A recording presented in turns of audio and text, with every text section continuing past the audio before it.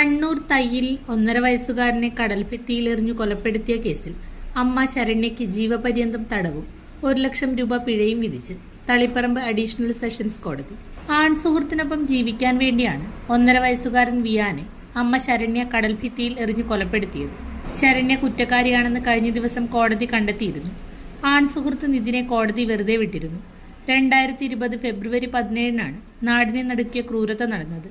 കുഞ്ഞിനെ ഭർത്താവ് തട്ടിക്കൊണ്ടുപോയെന്നും കൊലപ്പെടുത്തിയെന്നും വരുത്തി തീർക്കാനും ശരണ്യ ശ്രമിച്ചിരുന്നു. വിചാരണയ്ക്കിടെ കോഴിക്കോട്ടെ സ്വകാര്യ ലോഡ്ജിൽ വെച്ച് ആത്മഹത്യയ്ക്കും ശരണ്യ ശ്രമിച്ചിരുന്നു. മാനസാന്തരത്തിന് സാധ്യതയുണ്ടെന്നും അതിനാൽ പരമാവധി ശിക്ഷ നൽകരുതെന്നുമുള്ള പ്രതിഭാഗത്തിന്റെ വാദം അംഗീകരിച്ചാണ് കോടതി ശിക്ഷ ജീവപര്യന്തമാക്കിയതെന്നും പ്രതിഭാഗം അഭിഭാഷകൻ വ്യക്തമാക്കി.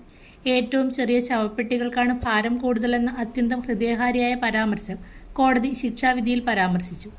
അമ്മയുടെ ഭാഗത്തുനിന്നും ഉണ്ടാകാൻ പാടില്ലാത്ത ക്രൂരതയാണിതെന്നും കോടതി ചൂണ്ടിക്കാട്ടി.